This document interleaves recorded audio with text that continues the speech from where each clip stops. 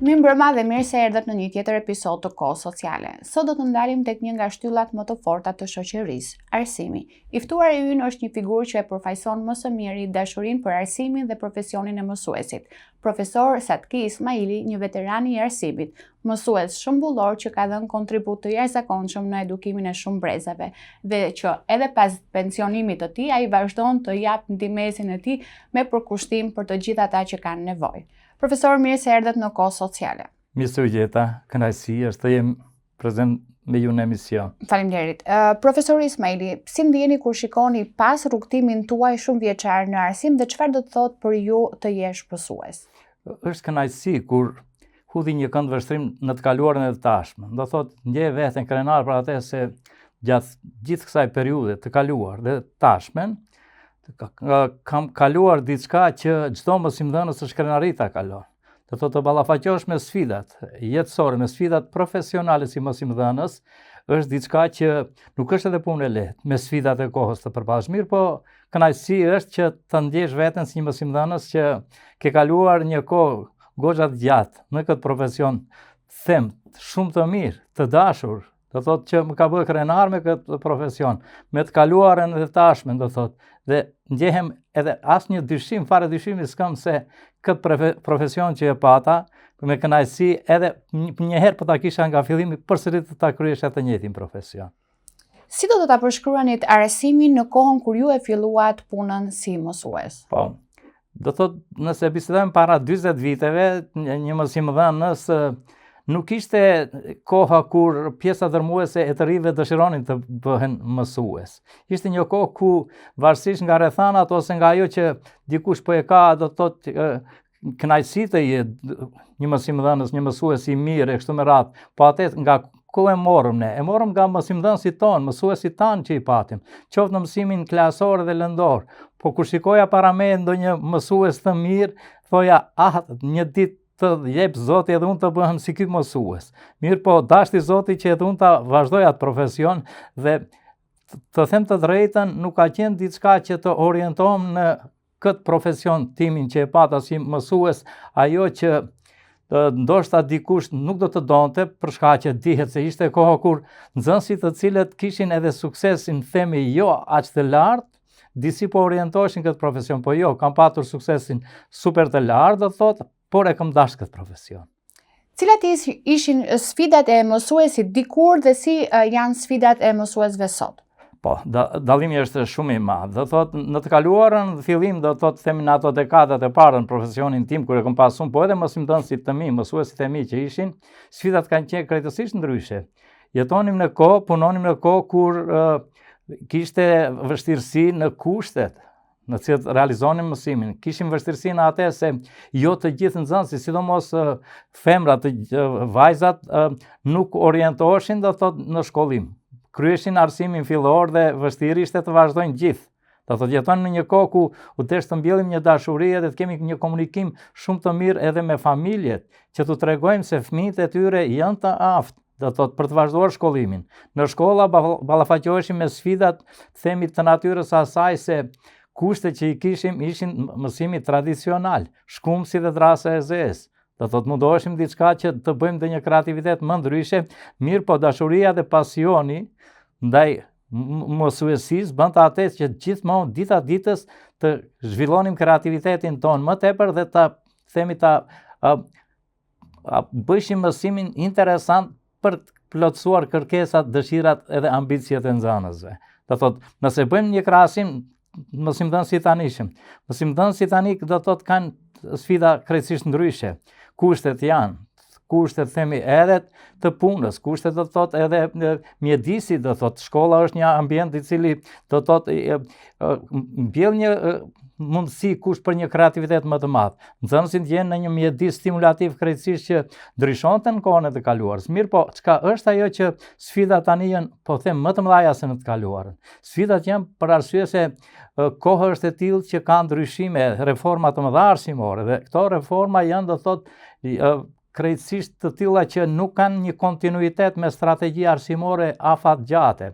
të cilat për fat të keq nuk ndiqen hap pas hapi sipas kritereve të cilat janë në nivel global, ku një mësimdhënës të ketë një vazhdimsi dhe të ketë do të thotë një rrugë, të cilën rrugë ka një qëllim, një fund, të cilën duhet ai të arrijë atë qëllim, atë cakun ku është mirë. Mirë po për fat të keq, kërkesat janë të tilla që mësimdhënësit tani shumë janë të përkushtuar në çështje administrative, do thotë kanë shumë do thotë themi kohën pjesën ndërmuese po e kalojnë me kërkesa të cilat kanë të bëjnë me themi me punë administrative, plotësimin e ditarit elektronik, sfidat që kanë me dokumentet e ndryshme pedagogjike, do thotë planifikimet e ndryshme mësimore.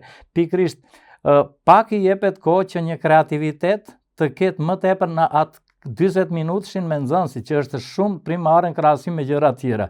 Mirë, po një mësimdhënës i mirë edhe në të kaluarën, po edhe në të tashmen do të thotë ka mundësi, nëse ka kompetenca profesionale të cilat në kontinuitet, do të thotë në vazhdimsi po i zhvillon, ka mundësi që të jetë një mësimdhënës kreativ, pa marrë parasysh se a jemi në shekullin 21, a kemi qenë në shekullin 20 ose në të ardhmen. Do thotë duhet jemi më të përgatitur në atë aspekt. Profesor, si ka ndryshuar raporti midis mësuesit dhe nxënësit ndër vite? E vërtet është do thotë ne që një kohë të gjatë jemi në arsim, kemi qenë do thotë raportet do thotë qoftë në atë trekëndëshin pedagogjik që themi nxënës, mësimdhënës edhe prind, po tash edhe themi katërkëndësh pedagogjik më është bë edhe mjedisi tjetër do thotë i cili ka ndikim shumë do thotë rrethana tjera në çështjet arsimore, ka ndryshim. Jetonim në një kohë ku bie fjala në të kaluarën fjalën kryesore kishte mësuesi.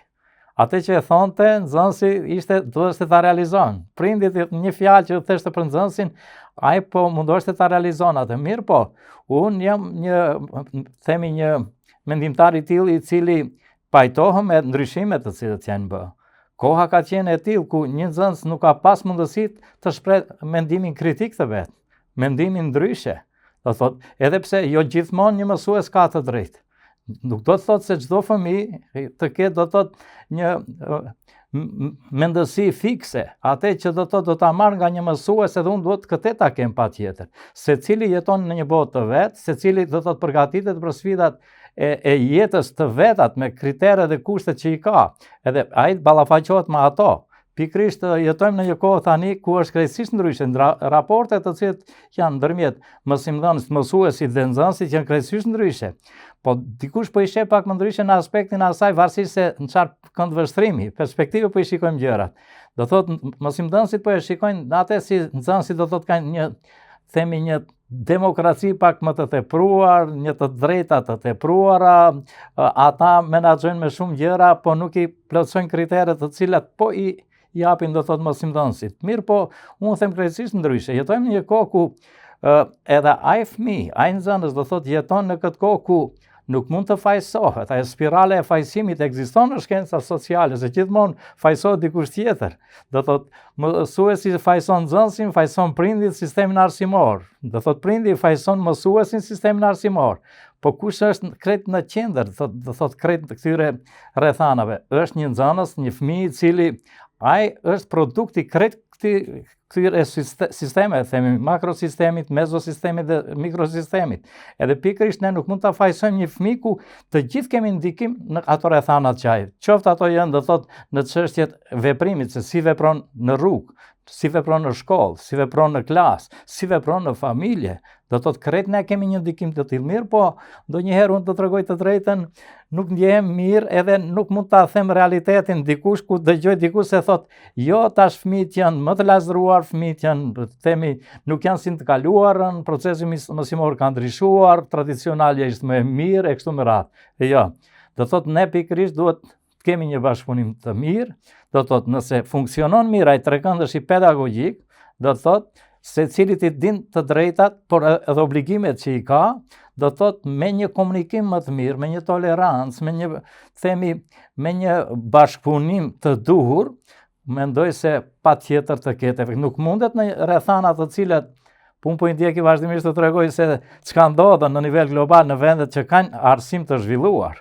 Një shoqëri ku si mund një fëmijë edhe atje lind edhe këtu lind fëmijë, themi i njëjtë. por rrethanat janë krejtësisht ndryshe. Po si mundet pas 10 viteve ndryshe të vepron një fëmijë në vende të cilat janë me themi në shoqëri pak më ndryshe se shoqëritë tona, edhe një fëmijë te na vepron ndryshe. A thua vallë të fajsojmë atë fëmijë? Jo. Pikërisht ai fëmijë është produkti i këtyre rrethanave. Ne gjithë mund ta bëjmë të ndryshme, mirë po ka ndikimet janë shumë të mëdha mosimi në atë pjesën sferën e shkencave sociale. Po. Profesor, juve pak më parë përmendet në këto trekëndësh edhe prindrit. Si ka ndryshuar qasja e tyre kundrejt shkollës dhe arsimit të fëmijëve? E vërtet, në këtë kohë ne jemi themi në ato themi në pozitat ku jemi themi edhe mësues, por jemi edhe prind, jemi edhe familjar, jemi e kështu me radhë. Po, nuk është lehtë të jetojsh në rrethana, nuk është njësoj të jetojsh, ne themi ndonjëherë, po ja, si mundet në vende të zhvilluara një prind, një fëmijë të jetë krejtësisht ndryshe në rrethanat ne që jemi këtu. Po, mirë po, nuk është lehtë të jesh prind, të jetojsh në këto rrethanat që jetojmë ne. Do thotë është çështje statistikash, ku thotë si do të sillet një fëmijë i cili prindin e vet, nëse e ka këtu, nuk e sheh 24 orë, nuk e sheh, mund ta shohë një 5-6 orë. Se ka angazhime, do të punon, do të thotë është vështirë. Si do të jetë një fëmijë i cili prindin e sheh 3-4 muaj një herë, është në gurbet. Si do të jetë një fëmijë i cili jeton në familje të deprivuara, ne dim se çfarë kushtesh jetojnë familje, do thotë këto statistikat janë, unë do thotë me kënaqësi, vazhdimsi merrem me çështje statistikore, edhe personale, po edhe për sjellje të tjera. Do thotë nuk është të jesh një mësues i mirë, ti vetëm ta di lëndën time. Po të shikojsh atë në aspektin e saj se në shoqëri këta fëmijë ku jetojnë, si jetojnë, çfarë jetojnë. E pikërisht kjo është që në një familje e cila ka shumë vështirësi, themi të lashe të tjera ekzistenciale, ka vështirësi të natyrave të ndryshme, do thotë kjo krejtësisht ndikon edhe në raportet të cilat i kanë me shkollën, me mësuesit, do thotë ndikon te nxënësit, komunikimi, do thotë mbikëqyrja dhe përkushtimi shtëpiak edhe shkollor. Pikërisht këtë e bën që një fëmijë kur duke patur parasysh se do të këto kontakte nuk janë të duhurat, edhe ai ndjet veten më neglizhent në aspektin se prindi nuk interesohet për mua, shkolla do të thotë nuk ma thirrën prindin, e kështu me radhë s'ka bashkëpunim. Kjo sjell në atë që fëmia të jetë edhe më lazdran, të jetë më jo i përgjegjshëm, e kështu me radhë. Ka një përgjegjësi fëmijët, mirë po, pra përsëri po e them, janë çështje statistikash, janë çështje mendimtare, hulumtimesh që tregojnë se edhe këto streset, ankthet që ekzistojnë te fëmijët, këto janë shkak i diçka, janë familjes, shkollës, shoqërisë e kështu me radhë. Profesor, sot dëgjojmë shpesh që disiplina në shkollë nga fëmijët nuk është më si dikur. Si e shpjegoni këtë fenomen? Çështja e disiplinës do thotë është diçka që thotë kështu, edhe në aspektin themi tash, edhe në aspektin fetar thotë kështu. Fëmia thotë kulturën që fiton thotë e merr thotë 20 vjet para se me lind. Do thotë prindi, do thotë ajo është shumë e rëndësishme është edukata familjare. Ne nuk akuzojmë një familje mirë, po akuzojmë në aspektin e asaj se sa përkushtim kemi për atë fëmijë. Nëse një familje, do thotë në rrethanat ku jeton, ka do thotë në atë aspektin e edukatës, kulturës familjare, disiplinës, rregullave, do thotë mundohet maksimalisht që ai fëmijë ka edhe penalizime, do thotë, jo gjithçka të drejta t'japësh, asnjë nuk mund ta don fëmijën më tepër se që e don një nën, që e don një prind, një gjyshe. Mirë po nëse ja don atë mirën, do thotë duhet t'japish maksimumin që duhet vazhdimsi 24 orë t'i tregosh se ç'është mirë, ç'është nuk është mirë. Si të veprojsh në shumë aspekte, si të veprojsh në rrethana familjare në shtëpi, si të veprojsh në rrethana shoqëri, në shkollë, si të veprojsh në shkollë e kështu me radhë. Pikërisht kjo mungesë po e bën atë që në shkollë. Shkolla di se çka ka. Shkolla ka do thotë kodeksin etik. Kodeksi etik që ka të bën me sjelljen e të punësuarve, mësimdhënësve, sjelljen e prindërve kur vinë në shkollë, po kodeksin edhe sjelljes së nxënësve në shkollë. Pikërisht këto rregulla, këto rrethana janë të definuara po të shkruara, mirë po sa respektohen. Sa respektohen? Për fat të keq, shumë pak, derisa po vërejmë në hyrje të shkollës, sjellje të tilla që ngacmimeve të natyrës së ndryshme të nxënësve. Nëse vërejmë në shkolla, të hulumtimet që tregojnë, bie fjala edhe unë si mësimdhënës bëra një hulumtim dikun me 360 nxënës. Kjo ka para 3 viteve. Ku pjesa dërmuese tash mos merrem me çështje statistikore të nxënësve, u deklaruan, do thotë sipas hulumtimit se a janë të ngacmuar. ngacmimet e natyrave të ndryshme, do thot bullizmi, shumë i shprehur, do thot, themi do thot bullizmi kibernetik, do thot rrethana tjera kështu me radhë, se nuk është një disiplinë vetëm disiplinë të ri urtë. Ne ndryshe ndonjëherë e kuptojmë në aspektin se nxënësi rrin urtë në klasë, nuk folën, jo. Pikërisht, nxënësi në klasë, gjatë procesit mësimor, nuk duhet të mbyll gojen të ri urtë e kështu me radhë, jo. Pikërisht gjatë orës mësimore është ai interaksioni i cili është kërkuar, do thotë kërkohet. Një mësues i mirë që i ka të kaluara gjatë zhvillimit profesional të vetin, do thotë kompetenca të tilla që e din se brenda orës mësimore, një nxënës i cili rrin urtë, edhe ti i thush i disiplinuar, jo. Ai nxënës duhet të ketë një bashkëpunim me nxënësit, ai duhet të lëviz nga vendi, ai duhet të vepron, ai bën diçka. Pikërisht mu brengos në një fakti të një kur thot ndonjë mësues thot se hin shikon në klasë, a lëvizën mizat kalon dëgjohet. Ajo nuk është ajo që kërkohet. Pikërisht disiplina ka të bën në aspektin asaj se jo të rinë vetëm urtë, por të respektohen rregullat, të cilat janë të definuara në shkollë, sipas kodeksit etik të sjelljes, janë të definuara në familje edhe në shoqëri, të di secili si duhet të vepron. Mirë po për fat të keq, ekzistojnë këto dallime, shif edhe ne i përjetojmë gjëra të tilla. Mua që personalisht mendoj se nuk do ju marr kohë, një minutë të tregoj një rast që kam pas para 20 viteve. Do thotë një fëmijë ishëm në pushime me një person i cili ishte nga Gjermania. Edhe fëmija e tij afër meje u pengua dhe urzua. Prindi nuk shkoi ta ngren. Mu më erdh keq edhe shkoa ta ngreje fëmijën. Gjermani më tha, jo zotëri, mosni për arsye se falënderit respekt për ju, por ta dini se ai duhet ta dinë se ketë kujdes mos rrëzohet. Si të rrëzohet duhet vetë të ngrehet. Do shife aspektin e çështjes së kulturës, edukatës edhe shumë gjërave tjera të cilat janë shumë e rëndësishme shoqërisë dhe te fëmijët. Profesor, teknologjia ka hyrë fuqishëm në çdo sferë të jetës. Si po e ndihmon ajo procesin arsimor dhe apo e zbe rolin e mësuesit? E vërtetë është, do thotë, unë jam themi edhe një përkrahas i teknologjisë, jam edhe njohës i mirë të teknologjisë dhe inteligjencës artificiale, mirë po jo të keq përdoret. Gjithmonë gjithçka ka kufizimet e veta. Teknologjia është diçka do të jetë mbështetës, të jetë diçka që të ndihmon një person, një mësues, një nxënës, një prind e kështu me radhë, që të ndihmon atë që të ndihmon në aspektin e asaj që profesioni jot të arrish qëllimet e punës e veprimtarisë për kushtimit tënd me nxënësit, por asë si ta keq përdorish teknologjinë.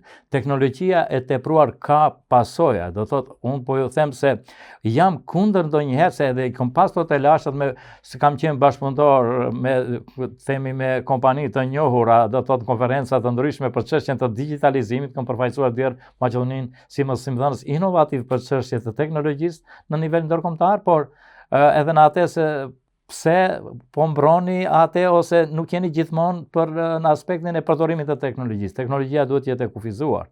Kur themi në atë se nëse hulumtimet po tregojnë se fëmijët 1/5 e ditës kohës e kalojnë, do thotë varësisht për grup moshave, në rrjetet sociale, në shkollat e mesme, 1/4 e pjesës. Përgjithësi do të shife, të kalojsh 1/4 pjesë të ditës në rrjetet sociale nuk është punë e vogël, gjashore kështu me radhë. Pasoja dihet si janë, do thotë çështja mos him në atë aspektin psiko-emocional. Apo e keq përdorin nxënësit teknologjinë? Po jo vetëm nxënësit, keq përdorimi ndodhen nga të rriturit. Do thotë teknologjia po, do thotë keq përdoret sidomos në kohë të fundit, po tregoj të drejtën se janë njohës i mirë i teknologjisë dhe i përdorimit të aplikacioneve të ndryshme, platformave të ndryshme të inteligjencës artificiale, ku jo vetëm fëmijët pikërisht tani do thotë në kohë të fundit më pak po e keq përdorin teknologjinë fëmijët se të rriturit. Këto janë çështje hulumtimesh, do thotë shive.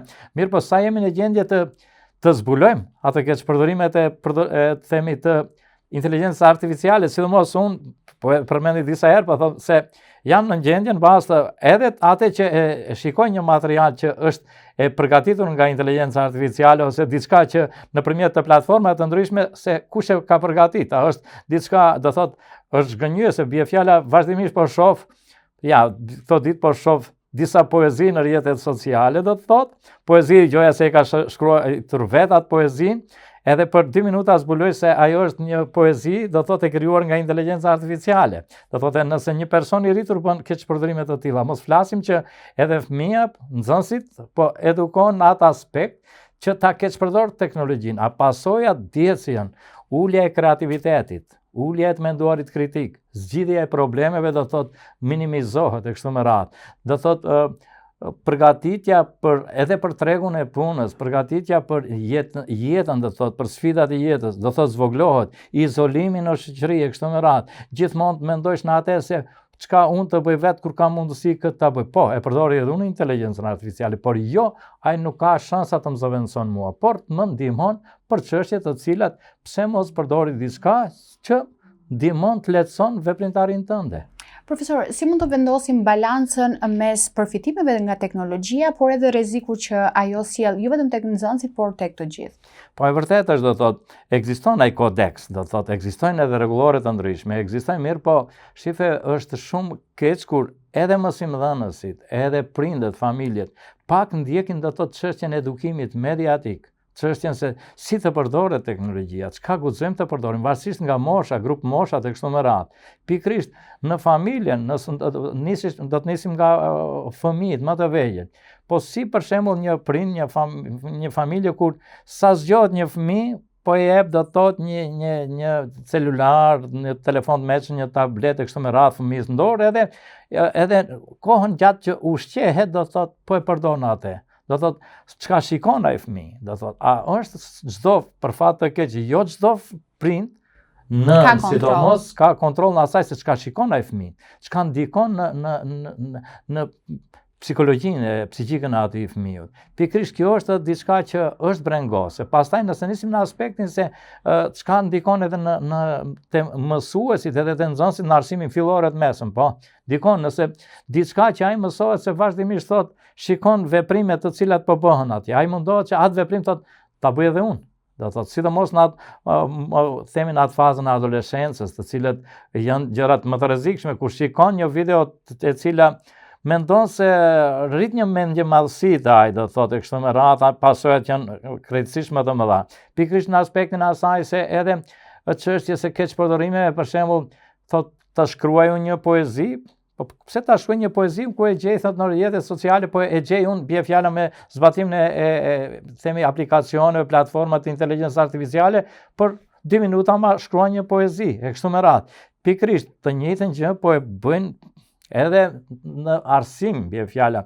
Paramendoni këtë vit shkollor, do thotë, në Maqedoni ka nis do thotë programe të cilat kanë të bëjnë me zbatimin e platformave të ndryshme dhe aplikacioneve të ndryshme të inteligjencës artificiale për mësimin, për procesin e mësimdhënies dhe mësimnxënies.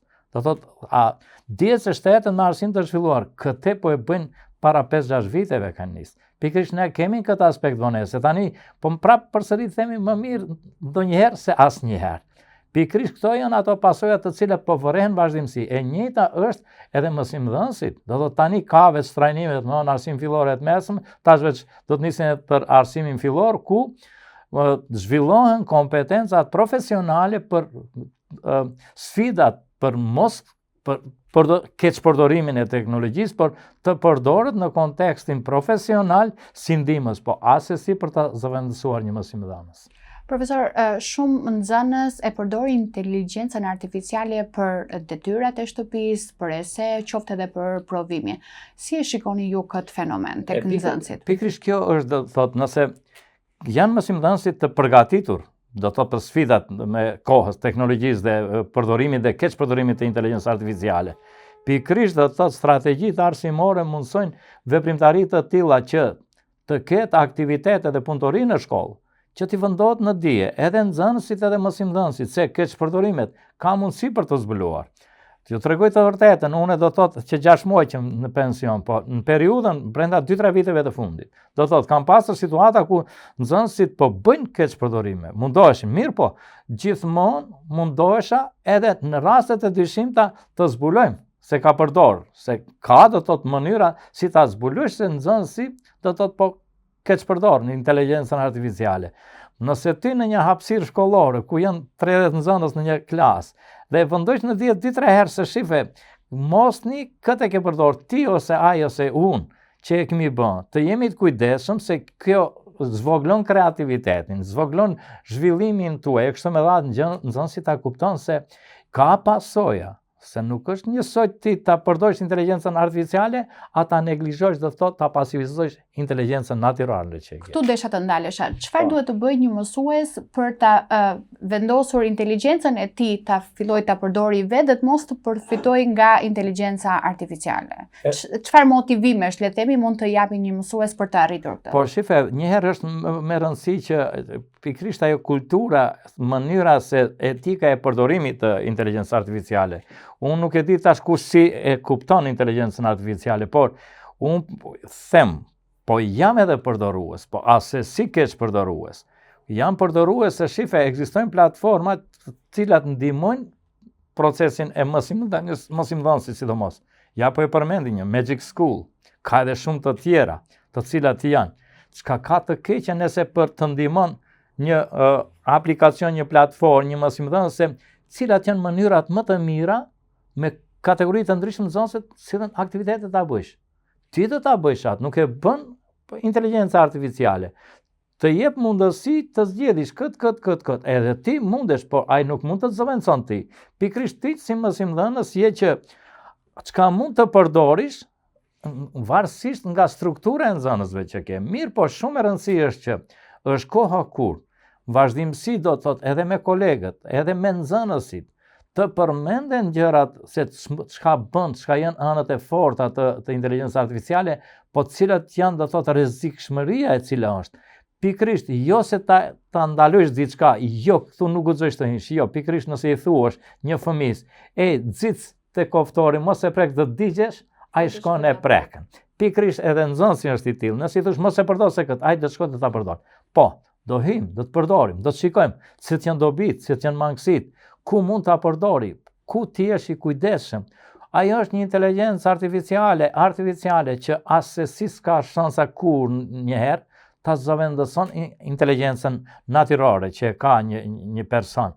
Pikërisht njeriu është ai i cili e dirigjon inteligjencën artificiale, e jo inteligjenca artificiale, inteligjencën natyrore. Këto janë gjëra të cilat në sistemin arsimor, në strategjitë arsimore, duhet veçmë të ketë aktivitete. Se shife, mos akuzojmë vetëm nxënësit, po ju tregojmë se keq përdorime të tilla nuk ka vetëm të nxënësit, ka edhe të mësimdhënësit, ka mësuesit, ka profesorët universitar. Do thotë shife, ka që e keq përdorin. Ne nuk mund të akuzojmë vetëm se nxënësit përdorin. Do thotë shife, shumë hulumtime tregojnë se edhe zbulohen raste të tilla. Do thotë shife, ajo është diçka që shumë do thotë edhe institucione, do thotë të tilla që nuk i kanë kompetencat profesionale për përdorimin e inteligjencës artificiale dhe nuk mund t'i zbulojnë. Mirë po, jo gjithkush nuk mund t'i zbulojë këto gjëra. Do thotë ka mundësi ku zbulimet, do thotë mund platforma të ndryshme zbulojnë gjithçka se a është e krijuar nga inteligjenca natyrore ose artificiale, po. Profesor, nga përvoja juaj, cila ka qenë kënaqësia më e madhe që keni marrë si profesor? Kënaqësinë gjithmonë më e madhe që marrësh nuk është kënaqësia që marrësh nga të arritrat e nxënësve. Do thotë kënaqësia më e madhe është kur marrësh një mirënjohje gojore, ta jep një nxënës, një prindë kështu me radhë. Ku ka kënaqësi më të madhe kur shikosh pas 20 viteve një nxënës e yt që ka qenë, do thotë, ka të arritura në profesionin e vet, të arritura të mëdha dhe është mirënjohëse për kontributin që e ka dhënë. Do thotë, për mua personalisht po ju them se po çdo e dalme do thot në vende publike po shikojnë nxënës të mi dhe është kënaqësi kur ta thot një fjalë të mirë, do thot tregon se çka ka nga ajo që kemi mbjell në arsim, do thot produkti është ata nxënës të arritura. Do thot nuk është kënaqësi një mësimdhënës vetëm motivim, unë e them gjithmonë, të arriturat materiale.